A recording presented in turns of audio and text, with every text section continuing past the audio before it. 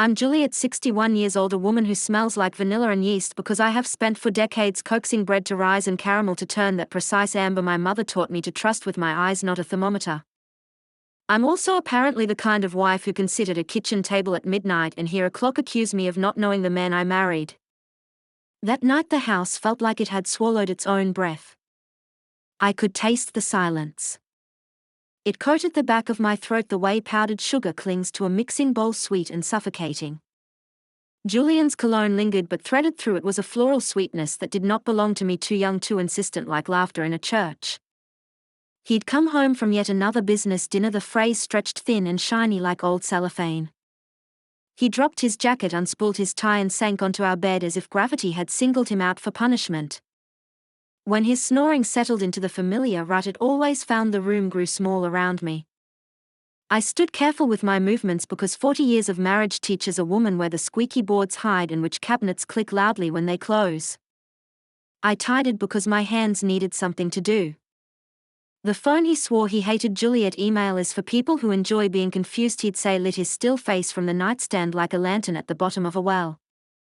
A message bloomed on the screen, bright as a wound. You were incredible tonight, Dad. A red heart afterward, neat as a period. The word Dad did something terrible inside me. I felt it climb my ribs, pry apart the familiarity that had held my life together, and whisper, see, you don't know everything. I set the phone down so gently it looked like love, and yet my heartbeat stamped across the room. I told myself I was imagining things, that stray messages landed in wrong inboxes, that people said Dad like a joke. I told myself so many lovely lies, and none of them sounded like my voice. Evidence my mother would whisper if she were still here. She'd taught me to believe what dough said by the sound of my knuckles on its surface, what sugar confessed by the way it fell from a spoon. So I went looking. The receipt in his pocket said San Antonio, though he'd left the house swearing Dallas. A steakhouse we'd celebrated at once decades ago when our hands were still greedy for each other, and I believed my bakery was an adventure we'd survive together. 2 entrées. A heady wine. The total precise indifferent recorded his appetite and suddenly the absence of mine. I took photos like a nervous tourist of my own life. The email. The slip of paper. The way my fingers shook through both. I could hear my mother's clock behind me ticking with a mean patience, and I wanted desperately to put time back where it belonged. Instead, I went to the garage because I wanted air that didn't carry anyone else's perfume. His SUV still held the heat of recent inertia. I opened the passenger door because old habits make strange choices for you, and my palm closed around a small plastic tube. It stuck to my skin the way guilt does when you finally admit you're wearing it. Personal lubricant. There's no graceful way to think those words when they arrive in your marriage uninvited. Julian and I had been careful with each other's bodies for years, tender in absence the way some couples are tender in presence. It had become our quiet treaty, a soft and mutual silence. So the tube glinted like a betrayal that couldn't be mistaken for anything else. When I swallowed, I tasted metal. I put the tube back because some part of me still respected the exhibit too much to disturb it. Then I went inside and washed my hands for longer than I have ever washed dough from my wrists. I could have shaken him awake right then. I could have arranged his lies on the quilt between us like cutlery, pointed ends outward, and demanded he choose which one to hold. But I was raised by a woman who taught me that the truth has a body, and if you keep feeding it, it grows strong enough to stand in any room. My truth was still thin and shivering. So I gave it a coat. I called a friend in the morning, Martha, who has a laugh that makes even grief sit up straighter, and she gave me the name of a man who finds out what people would rather hide. If you're wrong, she said softly, you'll be relieved. If you're right, well then you'll know. Knowing is a frightening mercy. When the investigator texted me later that day, he didn't send sentences. He sent pictures. Time became a stack of little glossy squares on my screen. Julian's profile against the sheen of a restaurant window. His hand resting, not hesitating, on the small of a woman's back. Her dress a black ribbon cutting the evening. The angle of their bodies toward each other, any baker could read the lean of that hunger. I zoomed in, not wanting to, and it was like pushing my face up against a cold window to look at a fire inside someone else's house. The woman turned her head and I recognized the jawline that had kissed my son in wedding photographs. Allison. My daughter-in-law. Something inside my chest didn't break, it rearranged. A shelf came down. A jar shattered. Sugar everywhere, impossible to sweep up without finding stickiness months later. I didn't scream. I didn't throw the phone. I didn't even cry, though I could feel the pressure building behind my eyes like weather. Instead, I thought of Daniel, my boy, the way he danced with Allison at their wedding, his grin too big for his face, the way Julian had squeezed my hand during their vows. I thought of the flan recipe Allison begged me to teach her so she could surprise him on Sundays, and how I'd leaned over her shoulder and shown her how to test the syrup with a spoon. All that intimacy weaponized behind my back. I saved everything. I labeled files with dates because I needed order to stand somewhere while my life tilted. When I wiped the kitchen counter down that night, the rag left dull streaks like grief you can't polish away. Julian came home late and kissed my hair like he was smelling his favorite brand of nostalgia. He called me my girl, the way men do when they want you to forget you're a woman, with a mind cataloging every tremor. I said goodnight. I smiled the way women smile when their molars are pressed together. And when he slept, I went to the car again. The same tube sat there like a dare. I didn't breathe until I'd done it, until the decision in my head became action in my hands and the lid clicked shut again. I stood in the garage listening to my heart pound in my ears and thought, I am not going to let them write the ending to my story. And I will not let them do their writing in my house. The morning after I swapped that tube, the sky outside our window was soft gray, the kind of muted dawn that always reminded me of pie crust before it turned golden. Julian shuffled into the kitchen, yawning, reaching for the coffee I had already poured. He didn't notice the way my hand trembled as I slid the cup toward him. He never noticed anymore. He took a sip, grimaced at the bitterness, and mumbled something about a client meeting in Austin. Austin today, Dallas last week, San Antonio before that. Cities like alibis, each one chosen with care, except now I knew there was no map to trust. I watched him straighten his tie in the hallway mirror. His reflection was both familiar and foreign, the same man I had loved since I was a girl, and yet a stranger with secrets curled under his skin. He glanced at me and smiled, the kind of smile meant to reassure. But to me it looked like an apology he would never say aloud. "Don't wait up," he said, his voice casual, rehearsed. Then he grabbed his keys and was gone. I sat there long after the door clicked shut, the clock ticking loud, the walls pressing closer. I wanted to scream. I wanted to smash every dish in the cupboard. Instead, I picked up my phone and stared at the latest message from Thomas, the investigator. He'd sent another photo. Julian's SUV parked at the side of a quiet motel, the cheap neon sign buzzing like an insect in the corner of the frame. The angle was close enough that I could see Allison's silhouette stepping out of the car. Her hair loose, her hand grazing Julian's arm as she laughed at something I couldn't hear. That laugh used to echo in my kitchen when she came over on Sunday afternoons, pretending to help me with dessert while Daniel fired up the grill. A daughter-in-law I had let into the softest parts of my heart. Now I knew she was carving those same places hollow. I saved the photo and locked my phone. I couldn't cry anymore, my body was too exhausted for tears. Instead, I felt something colder settle in me. A resolve. I wasn't going to confront Julian with screaming accusations he would deny. I wasn't going to let Allison twist the truth until Daniel doubted himself. No. I would let their own actions betray them. That afternoon I baked as though the oven could absorb my rage. Kneading dough until my arms ached, slamming it against the counter until the air hissed out. By evening I was drenched in sweat, but the bread shelves were full and my mind was clearer. Revenge didn't just need anger, it needed patience, precision, timing. Late at night, when Julian's snores filled the room again, I listened to the recording device hidden by our bed. I heard his low murmur, Allison's giggle, the sound of sheets shifting. Proof enough if I wanted to shatter Daniel's world immediately. But I wasn't ready to hand my son a wound that would scar him forever. Not yet. The next day Thomas called. His voice was calm, professional, but tinged with a heaviness I recognized in men who have seen too much. Mrs. Roberts, I have more than photographs now. I overheard a conversation. Would you like me to send it to you? My hand shook as I pressed the phone to my ear. Yes. Minutes later, an audio file appeared in my messages.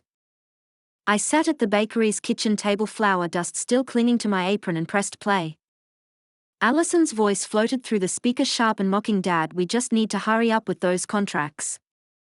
Once the bakery's in our name, she won't have anything left.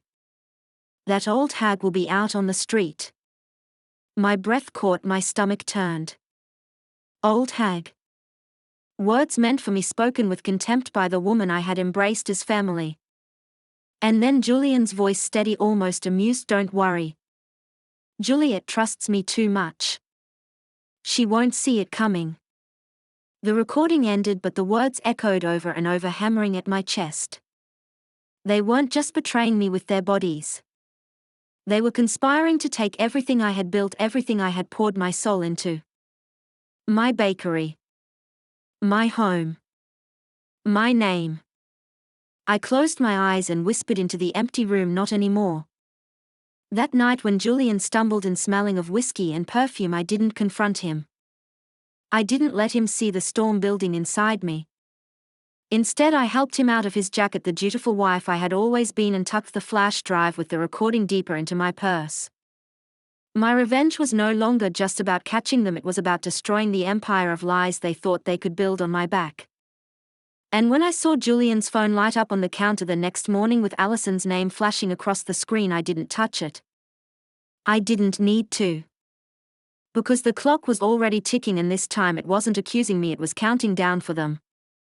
The days that followed felt like walking through a minefield of secrets, each step deliberate, each breath laced with restraint.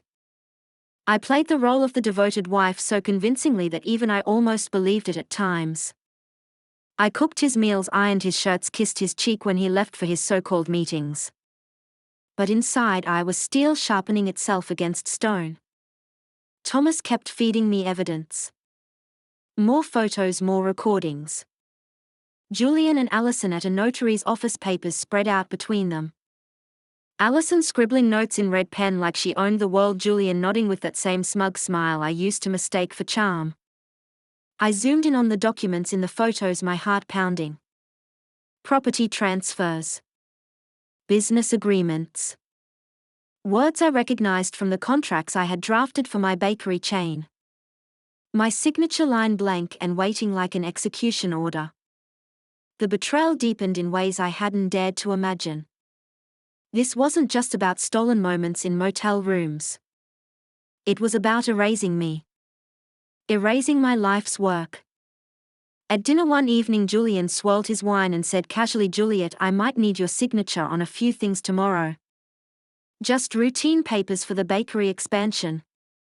Complicated stuff. I'll walk you through it. His tone was smooth, almost paternal, as if I were too naive to understand what he was handing me. He had no idea I'd already seen the papers in Allison's manicured hands. No idea I had listened to him promise her everything I had built with my blood and sleepless nights. I chewed my bread slowly, smiled faintly, and said, of course, dear. Just leave them on the table. He seemed satisfied, drained his glass, and left the kitchen humming to himself. I sat there staring at his empty plate, my stomach turning. He thought I was blind. He thought I was still the Juliet who trusted him like gospel. That night when the house went silent, I crept into the garage. The air smelled of dust and gasoline, faint perfume still lingering like a ghost in the upholstery. I opened the glove compartment again. My heart pounded when I saw the tube sitting there untouched since my little exchange. It looked so innocent, so ordinary. If only they knew what poison waited inside. I closed the glove compartment gently and leaned back against the seat. My reflection in the rearview mirror startled me. My eyes looked harder, older. Not the bakery girl Julian once wooed with flowers and promises, but a woman forged by betrayal. I almost didn't recognize myself, and yet I trusted her more than I had ever trusted the naive girl I used to be. The following morning I staged my absence. Over breakfast I told Julian I had to travel to Nashville to meet a new supplier. I watched the flicker of relief cross his face like sunlight breaking through clouds. "That's great, sweetheart," he said, masking his eagerness. "You deserve the success. Don't worry about a thing here."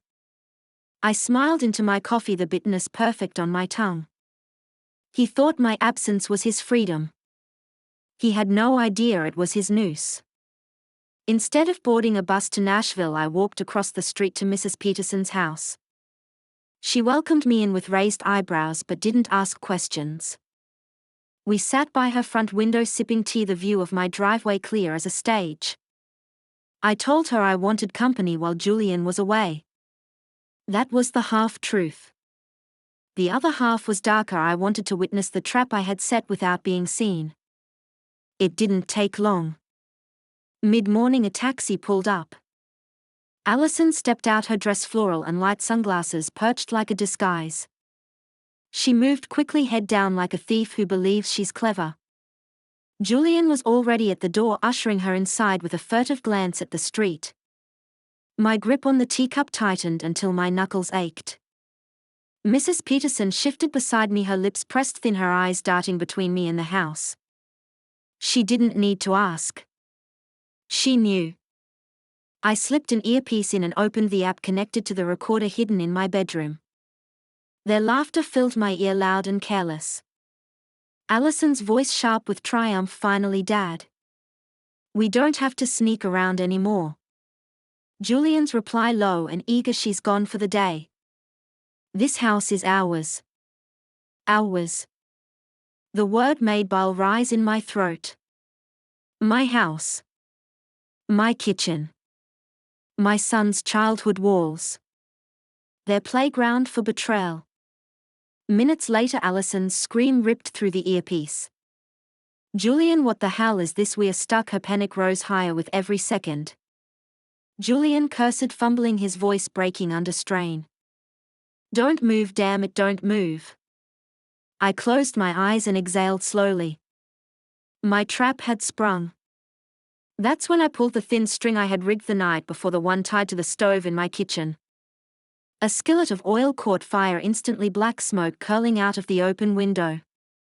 Mrs. Peterson gasped beside me. "Juliet, your house." "Don't worry," I whispered, my voice steady, almost serene. "Help is already coming." And right on cue, the wail of sirens cut through the air, the fire truck turning onto our street. My son Daniel leapt from the cab, his firefighter's uniform stark against the smoke. My chest clenched. He had no idea what he was about to walk into. Neighbors poured onto their lawns, murmurs rising like a tide. "Is Juliet inside? What happened?" I saw Allison go in earlier, the whispers spread, suspicion blooming like wildfire. And me, I sat there calm, watching the stage I had set play out, knowing that in minutes everything would come crashing down around them. Daniel's boots hit the pavement like thunder as he barked orders to his men. "Get the hoses, break down the door." His voice carried the authority of a fire chief, but I knew the man beneath the helmet, the boy who once sat on my lap as I read him fairy tales, the young man who blushed when Allison walked down the aisle toward him. My son. My only son. And in a matter of moments he would face the ugliest truth of his life. The firefighters swarmed, axes biting into the doorframe, smoke billowing from the kitchen window, exactly as I had planned. Neighbors huddled close, whispering, pointing eyes wide with the thrill of scandal. I watched from Mrs. Peterson's window, my teacup untouched, my heartbeat a steady drum in my ears. Inside my headphones the recorder still whispered their shame. Allison's voice shrill with panic. "Julian, it hurts, we can't move, do something." Julian's frantic curses followed, guttural and desperate. "Stop screaming, damn it, just hold still." The sound of the bed frame creaking under their struggle bled through a grotesque symphony of betrayal. Then came Daniel's voice, closer, "Now inside the house bedroom, now check for victims." Boots pounded across the floor, doors flung open. The moment stretched long like dough refusing to rise. And then silence. A silence so thick it reached me even across the street. I imagined it every detail. Daniel frozen in the doorway, his eyes widening, the color draining from his face as he saw his father and his wife tangled together, glued by my revenge, their naked shame laid bare beneath the harsh light of duty. One of the younger firefighters let out a stunned laugh, quickly smothered when Daniel snapped quiet, his voice cracked on the word, breaking something inside me. Neighbors pressed closer to the yard, hungry for spectacle. Whispers rippled through the crowd. What's happening? Did they find someone? And then a woman's gasp, sharp as glass. It's Julian and Allison. Dear God. Phones appeared like a field of glowing stars. Flashes erupted, recording, immortalizing the disgrace. No rumor now, this was evidence, and it belonged to everyone. I saw Daniel emerge from the house, his face pale, jaw clenched so tightly I thought it might shatter. Behind him his men carried Julian and Allison out on stretchers, thin hospital sheets barely covering them. Allison sobbed uncontrollably, her mascara streaking down her face. Julian kept his eyes shut, jaw rigid, like a man walking to his own execution. The crowd erupted. Some gasped in pity, others snickered openly. His own daughter-in-law, filthy. Poor Juliet, after everything she's done for them. What a disgrace to the family. The words swirled like embers, feeding on each other, growing hotter, sharper. Julian muttered as they carried him past, don't let them see, please don't let them see us. But it was far too late. They had seen. They would always see. Daniel didn't look at either of them. His eyes darted once across the street to me, standing behind Mrs. Peterson's lace curtains. For a moment our gazes locked. Pain, betrayal, rage, all of it flickered across his face before he turned away, barking orders to clear the crowd. The ambulance pulled away with its siren wailing, carrying Julian and Allison toward a humiliation that would follow them for the rest of their lives. The neighbors slowly dispersed, their whispers trailing off into the evening. But I stayed at the window, my hands clasped so tightly they trembled. This was what I had wanted. Proof. Exposure. Justice. And yet as I watched my son's back stiff with anguish, I realized revenge didn't feel like triumph. It felt like ash in my mouth, bitter and choking. Still I straightened my shoulders. What was done could not be undone. The truth had been dragged into the light, kicking and screaming. And now we would all have to live with it. The hospital hallway smelled of antiseptic and old coffee. Fluorescent lights hummed overhead, their cold glow making every face look more hollow than it really was. I sat on one of those plastic chairs with my purse clutched tightly in my lap, as if the flash drive hidden inside was the only anchor keeping me from drifting away. Mrs. Peterson sat beside me in silence, her hand resting gently on mine. She didn't ask questions. She didn't need to. She had seen enough. After what felt like hours, a doctor emerged, wiping sweat from his brow. His voice was low, cautious. Mrs. Roberts, they've been separated. No permanent damage. Just skin abrasions. They'll need ointment and rest. His tone faltered on that last word, as though rest was something either of them would ever deserve again. I nodded, thanked him softly, and allowed a nurse to hand me 2 tubes of medicinal cream. Her eyes were kind, her smile tinged with pity. They'll be in pain for a while, but this will help. You should stay strong. Strong. The word twisted in my chest. Strength to me no longer felt like lifting flour sacks or balancing ledges at the bakery. Strength was standing in this hallway and pretending I hadn't orchestrated their downfall. Strength was carrying the knowledge that my own son had witnessed the unthinkable and still walking forward without crumbling. When I entered their room, the air was thick with the stench of shame. Allison lay curled on the bed, her mascara streaked into black rivers down her face. She wouldn't meet my eyes. Julian sat propped against pillows, his skin raw, his dignity stripped, his voice a ragged whisper. Juliet, I can explain. I cut him off with a glance colder than any words. I placed the tubes on the bedside table, smiling faintly, a wife's gentle mask still intact. Here. For the pain. Then I turned and walked out before he could gather another excuse. Minutes later, their screams tore through the ward. Allison shrieked, first her voice sharp enough to rattle the window panes. It burns my skin's on fire. Julian roared, curses thrashing against the sheets. Nurses rushed in, alarms blaring, doors flying open. Confusion erupted in the hallway, patients peering out with horrified curiosity. I stood calmly near the vending machine, slipping coins into the slot for a coffee I didn't even want.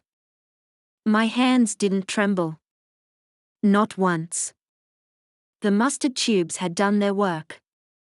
As the chaos peaked, Daniel arrived. His uniform was gone, replaced by jeans and a faded shirt, but the exhaustion in his eyes made him look older than he should have at 35. He saw me, and for a moment I thought he might collapse into my arms like he did when he was a boy. But he didn't. He just pressed a thick folder into my hands, my evidence, the divorce papers, the contracts Allison and Julian had tried to forge.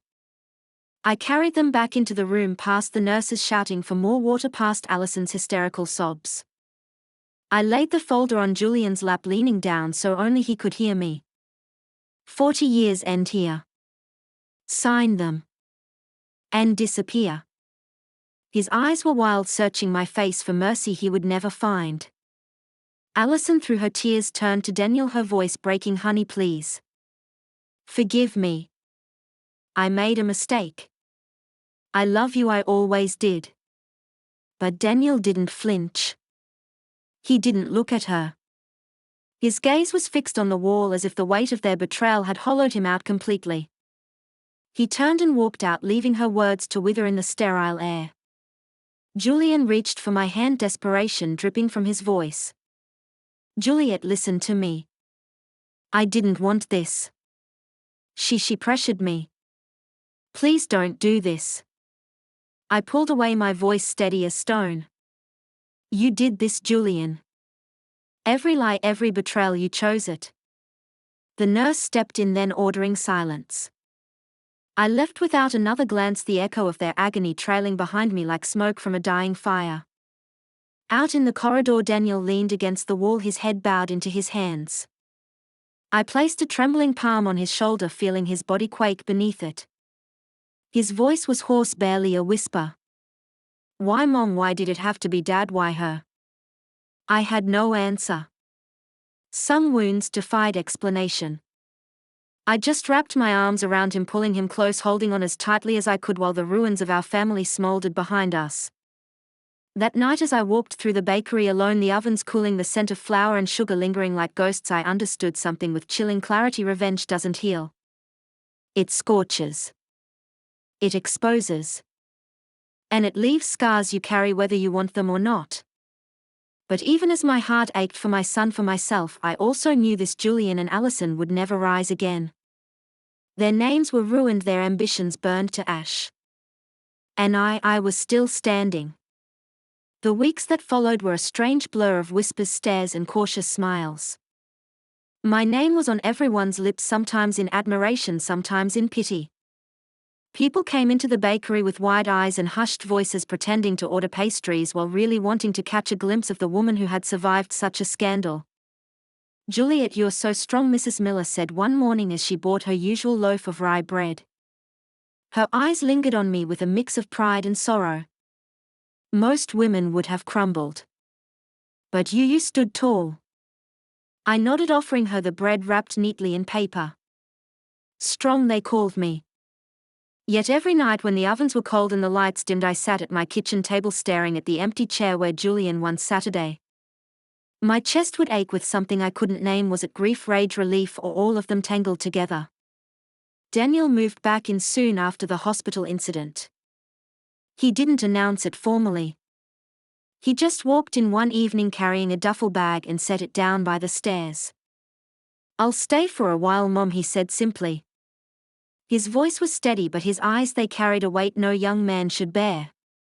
I only nodded, silently grateful for his presence. We fell into a new rhythm. Mornings began with us side by side in the bakery, him handling deliveries and calls, me shaping loaves and pastries with flour-dusted hands. Customers smiled at him kindly, some patting his shoulder, whispering, "We are sorry, son. Stay strong." He would nod, his jaw tight, but his eyes never softened. One evening as we ate dinner together, just rice, beans and bread, he finally spoke. Mom, I can't believe it. I still wake up and think it was a nightmare. Then I see her things missing from my closet and I remember. He paused, pushing the rice around his plate. And Dad, my own father. How could he? I reached across the table, my fingers curling around his. Because people are weaker than we think, Daniel.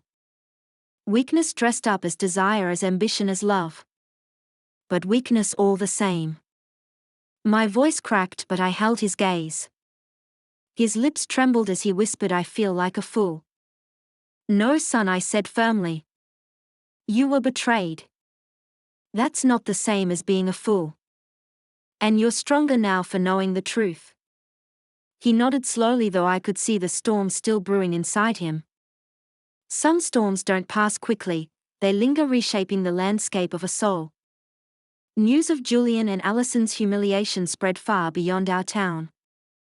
Videos taken by neighbors had gone viral online. Strangers from cities I'd never set foot in left comments on bakery posts, "Stay strong, Juliet. Justice always finds the wicked." Others said, "You're an inspiration to all women betrayed by love." I didn't feel like an inspiration. I felt like a survivor. There's a difference. As for Julian, he disappeared from my life. Rumors swirled. Some said he moved in with a distant cousin, others whispered he'd gone bankrupt trying to pay off Allison's debts. I didn't care enough to confirm. For 40 years I had carried him like a stone around my neck. Now the stone had dropped, and though the mark remained, I could finally breathe. Allison's fate was harsher. Her family, once proud and haughty, shunned her. Susan no longer strutted around the neighborhood with her chin high. Instead, she avoided eye contact, humiliated by her daughter's disgrace. Allison tried to rebuild in another city, but the internet never forgets. Whispers followed her everywhere. Jobs disappeared. Friends cut ties. She became a cautionary tale, a living reminder of how betrayal never ends well. One Sunday, while Daniel and I were closing the bakery, I found him staring at the rows of flan cooling on the counter. His eyes were red, but his voice was calm. "Mom, I'll never forgive them. Not just for what they did to me, but for what they did to you. You gave Dad everything and he threw it away. You welcomed Allison like a daughter and she spit on that. They destroyed our family." I placed a hand on his shoulder, feeling the muscles tense beneath my touch. "Yes, they did. But listen to me, Daniel. If you carry hatred too long, it will poison you. Don't let their choices define the rest of your life. We survived. That's our victory." He looked at me, then really looked, and for the first time in weeks a faint smile touched his lips. "You're right, Mom. We survived." That night after he went to bed, I sat alone in the kitchen with a cup of tea. I thought of my life, of being that young girl in San Diego who believed in love, of the years spent kneading dough while Julian chased other dreams, of the betrayal that had nearly broken me. And I realized something: survival is its own kind of revenge. To keep living, to keep building, to keep loving in the face of betrayal, that is the sweetest justice. I took a sip of my tea, savoring its warmth. The storm had passed, leaving ruins in its wake. But from ruins new things can grow. Stronger. Brighter. Unbreakable. The morning light filtered through the bakery windows, golden and forgiving, but I felt none of its warmth. I was kneading dough with the familiar rhythm of 40 years, yet my mind wandered back to every scar the last months had carved into me. Flour clung to my hands, but underneath it the ache of betrayal still lingered. Customers came and went, each with their own whispers and sympathetic glances. Some pretended not to know, speaking cheerfully of bread and pies, while others lingered too long, hoping to glimpse the woman who had brought her cheating husband and conniving daughter-in-law to their knees. Their eyes carried pity, curiosity, even admiration, but I had no appetite for any of it. I just wanted peace. Peace, however, is never so easily found when betrayal is your shadow. One afternoon, as I arranged trays of sweet rolls in the display case, Daniel walked in from the back office, a folder in his hand. His face was pale, tight, as if holding back a storm. He placed the folder on the counter and opened it, sliding out several papers. "Mom," he said quietly, "these are Dad's old financial records." I didn't want to go through them, but something wasn't adding up with the bakery's accounts. "And I found this." He handed me a document stamped with a notary seal. It was a contract, a fraudulent transfer agreement already bearing Julian's signature. My name, however, had been forged in shaky cursive at the bottom. My stomach clenched. He forged my name." Daniel nodded grimly. "Yes. If they hadn't been caught, if your plan hadn't exposed them, you would have lost everything, Mom. The bakery, the house, all of it."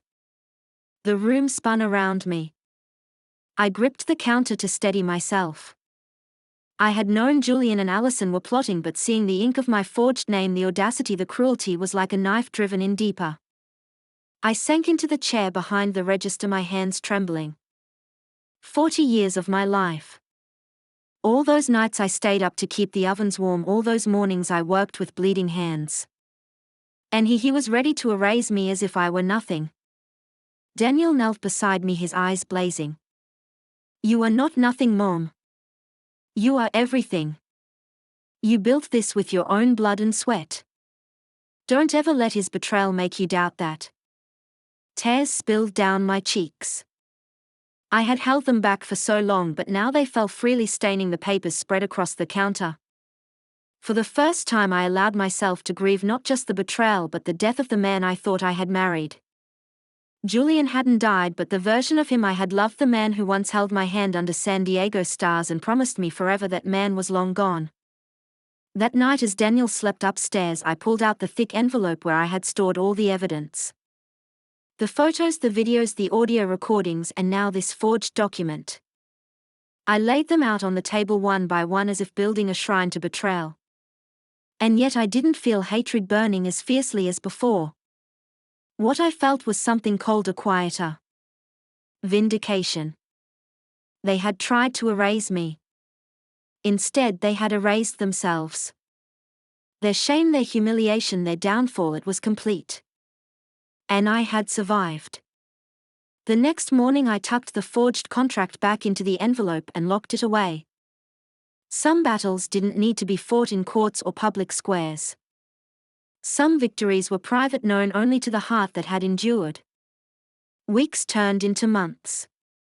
The bakery flourished more than ever. Hotels placed bigger orders, customers lined up outside on Saturdays, and new faces filled the little shop each day. People wanted not just my bread but a piece of my story, a taste of resilience baked into every loaf. Daniel too began to heal. Slowly his laughter returned, though softer, now tempered by loss. One evening as we shared a simple dinner, he looked at me and said, "Mom, maybe one day I'll be ready to love again. But I promise I'll choose differently. I'll never let anyone play me for a fool like she did." I reached across the table and held his hand, squeezing it tight. "When you do, son, you'll choose someone who deserves you. Because you're worth more than the lies you've endured." In the quiet of that moment I realized something. Revenge had been my fire, my fuel when I thought I might drown.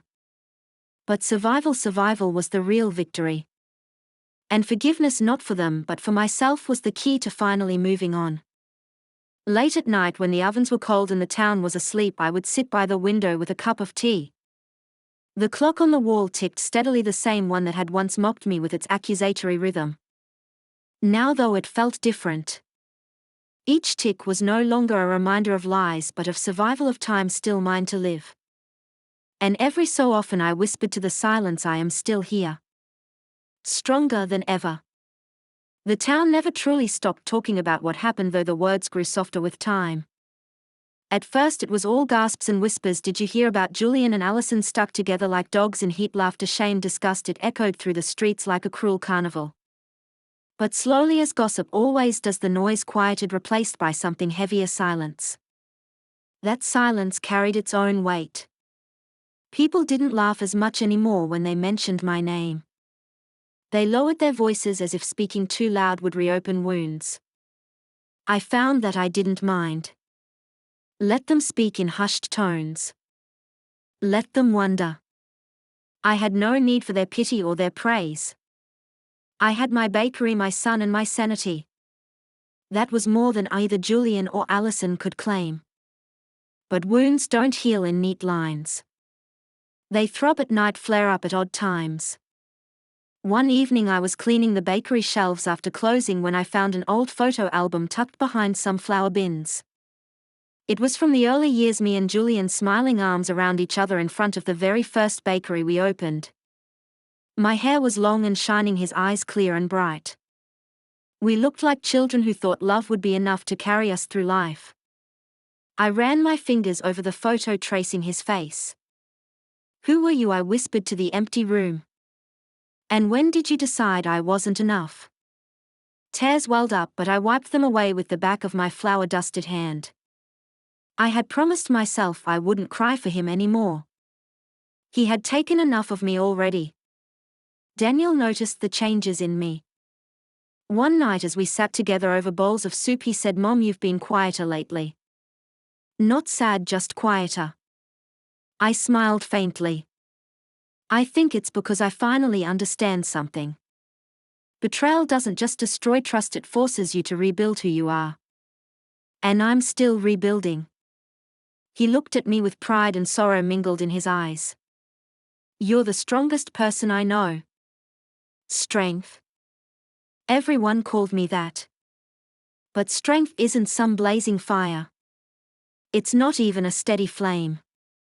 It's the quiet act of waking up each day and choosing not to let your heart collapse under the weight of betrayal. It's serving coffee to a customer while your insides still tremble with old pain. It's stirring caramel for flan while remembering the woman who once learned that recipe at your side and then stabbed you in the back. I began to take small steps toward reclaiming myself. I joined a local cooking club, sharing recipes with women who laughed loudly and lived honestly. I went to church, sitting beneath stained glass windows that painted my face in colors of forgiveness and grace.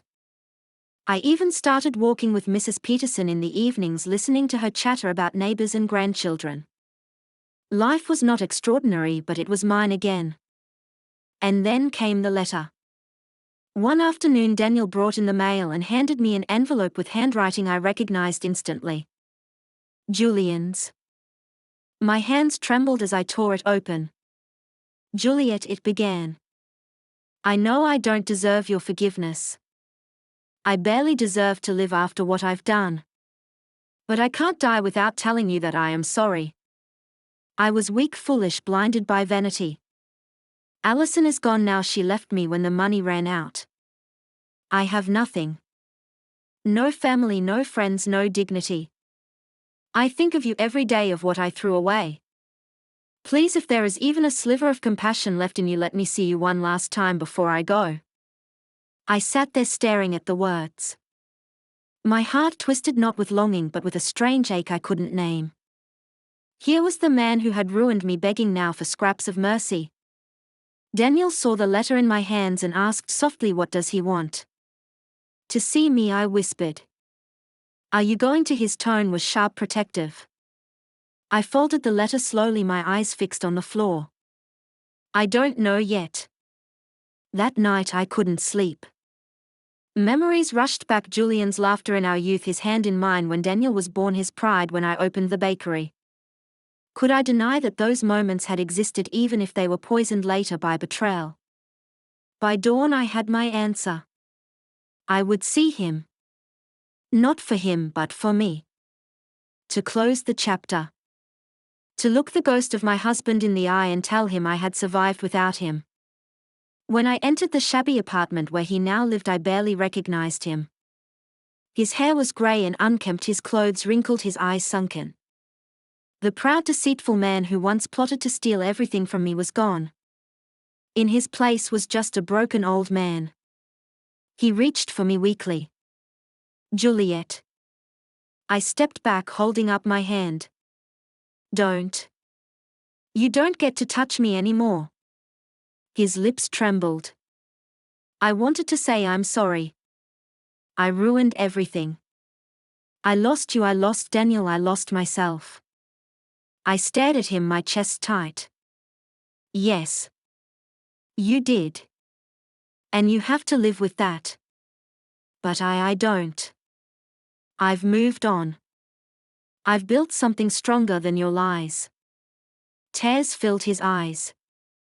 Do you hate me? I shook my head slowly. No.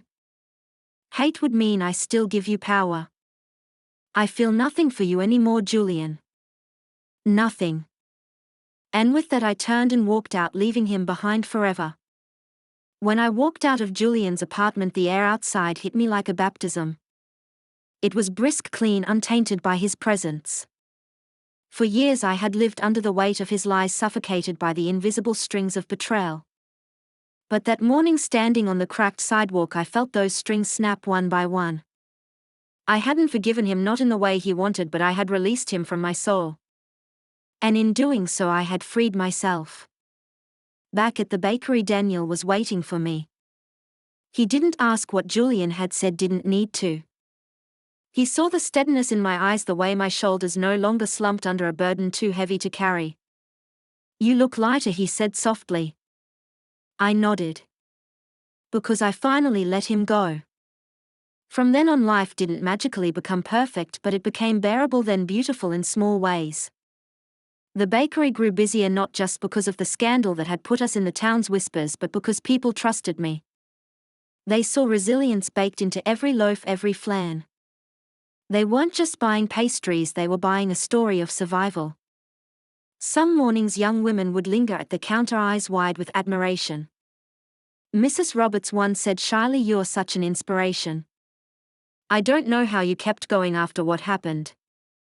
I'd smile, hand her the bag of bread and reply, because giving up wasn't an option. Life doesn't stop just because someone betrays you. You decide whether to crumble or rise. And I had risen. Daniel too began to heal. Slowly laughter returned to him. One evening as we scrubbed down the bakery together, he told me about a woman he'd met at the firehouse fundraiser. She's kind, Mom. Really kind. Not like. His voice trailed off, but I knew the name he couldn't bring himself to say. Give yourself time, I told him gently. Your heart knows when it's ready. Don't rush it. Don't fear it either. He smiled faintly. Maybe I get my stubborn hope from you. That night lying in bed I thought about hope. How fragile it seemed, like sugar spun into candy, delicate and prone to shattering. And yet even after betrayal, hope clung to us, me and my bakery, Daniel and his work, both of us daring to believe we could build something new from the ashes. But betrayal leaves scars. I still woke some nights in a sweat, haunted by Allison's laugh in the recordings, Julian's voice promising her the world that should have been mine. Sometimes when I passed a fancy restaurant downtown, the memory of that receipt from San Antonio clawed at me. And yet instead of drowning in it, I used it. I let the bitterness sharpen me, remind me never again to let someone else write the story of my life. Months passed, and one morning as I was arranging fresh pastries in the window, Mrs. Peterson came in with a mischievous smile. Juliet, have you heard Allison moved out of state? Nobody knows where. Some say she's living with a man twice her age, others say she's alone. But everyone agrees she's ruined. I nodded quietly, placing a tray of cinnamon rolls on the counter. I didn't gloat, didn't smirk. Karma had done its work. I didn't need to. Instead, I whispered to myself, she can live wherever she wants. I'll still be standing here stronger than both of them. One Sunday, Daniel and I closed the bakery early and drove to the coast. We walked along the shore, the ocean stretching wide and endless before us. I took a deep breath of the salty air and said, "Do you remember when your father used to bring us here back when you were little?" Daniel's eyes darkened.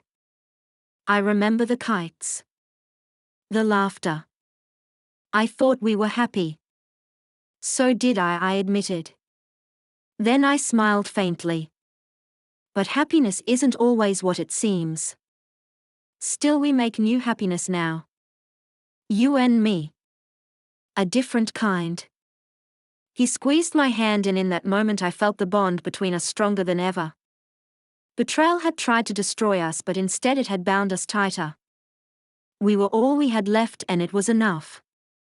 That night, as the tide pulled back and the sky turned crimson with the setting sun, I made myself a promise. I would no longer live as a victim. I would live as a survivor, a builder, a woman who turned grief into fire and betrayal into strength. And maybe, just maybe, one day I would laugh again without remembering the sound of their deceit. Seasons shifted around me, each one carving its quiet marks on the life I was rebuilding. Spring brought blossoms to the town square, their colors so bright they almost mocked the shadows still inside me. Summer brought tourists who stopped by the bakery, delighted to taste the famous flan they'd read about online. Autumn painted the streets gold, and in the cool air I found myself breathing easier. By winter I realized an entire year had passed since Julian's betrayal had come crashing into the light. And I was still here. Stronger. Steadier. But strength doesn't mean the past stops knocking at your door. One snowy afternoon, Daniel came in from shoveling the walkway, his cheeks flushed red. He held a folded newspaper in his hand, his mouth tight. "Mom, you should see this." I wiped flour from my hands and took it. There on the front page of the local section was Julian's face, older, thinner, his eyes hollow. The headline read, "Former businessman declares bankruptcy." The article detailed how he had lost everything. Every investment gone, every asset stripped, every ally turned their back. He was living in a rundown shelter, a shadow of the man who once thought he could steal the world from me. Daniel searched my face. "Do you feel sorry for him?" I stared at the photo for a long moment. Once this man had been my entire world. Once I had thought we were two halves of a whole. But now, looking at him, I felt only a distant echo. "No," I said quietly. "I feel nothing. And that's the real ending for me." Daniel exhaled as if he'd been holding his breath. "Good. Because he doesn't deserve another piece of you, Mom. Not even your pity." I folded the paper and set it aside. The past had already taken too much. It would take no more. That evening, as I cleaned the bakery, I thought about karma. How it had unfolded, not in one dramatic blaze but in steady, merciless strokes. Julian and Allison had been stripped bare, not by my hands, not by my schemes, but by their own choices. Betrayal carries its own poison, and they had drunk deeply. I didn't need revenge anymore. I had something better: peace. Still, healing is never linear. Some nights I sat alone at the kitchen table, the clock ticking steadily, and wondered what my life might have been if Julian had chosen differently. If Allison had been the daughter-in-law I had once dreamed she was. Those thoughts pressed like thorns, but I let them prick me, then let them go. They were ghosts. I was alive. Daniel, though scarred, grew into a man even stronger than before. His work at the fire department earned him respect. Children in the neighborhood waved when they saw him. Mothers whispered prayers of thanks for his bravery. One night over dinner he said, "Mom, I don't know if I'll ever understand why Dad and Allison did what they did. But I know this: what they broke, we've rebuilt. And maybe that's all that matters." Tears welled in my eyes, not from sorrow but from pride. "Yes, son. That's all that matters." Months later, on a quiet Sunday, I found myself lighting a candle in church. I bowed my head, not praying for Julian or Allison but for myself. For Daniel. For the strength to keep walking step by step into the future. And in that glow I realized something profound: forgiveness wasn't about them. It was about me.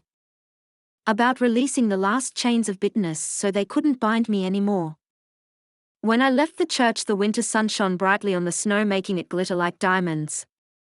For the first time in years I felt the cold not as an enemy but as something clean, pure, renewing.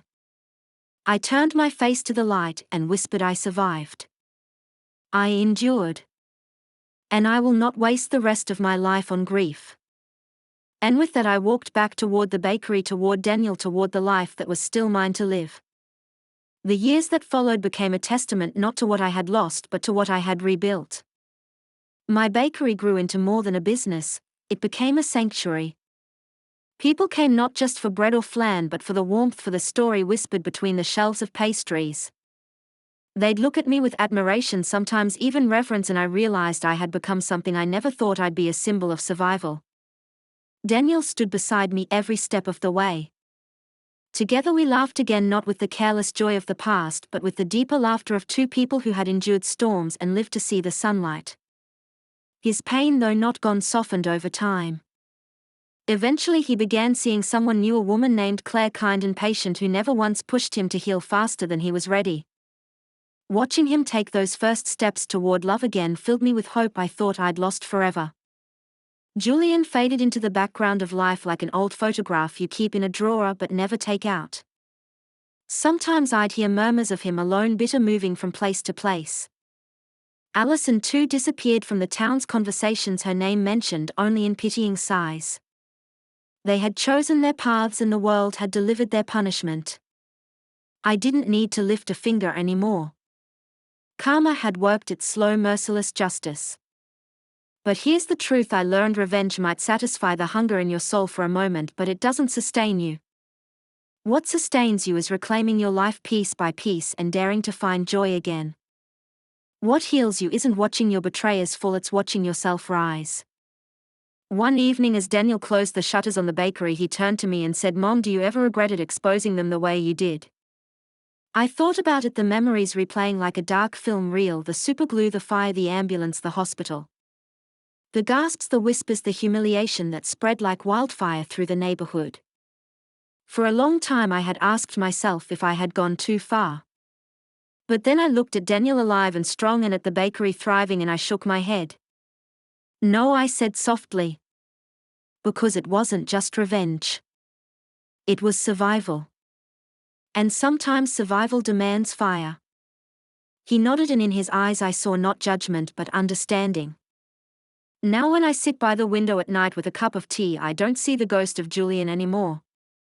I see the woman staring back at me in the glass, the lines on her face carved by tears and laughter, her eyes carrying both pain and resilience. I see a woman who chose to fight, to endure, to rise. And if you're listening to my story now, maybe you've been betrayed too. Maybe your trust has been shattered, your heart broken in ways you thought you'd never recover from. If that's you, hear me: betrayal does not define you. What defines you is what you do after. You can let it bury you, or you can use it as the soil to grow stronger than ever before. I chose to rise. And so can you.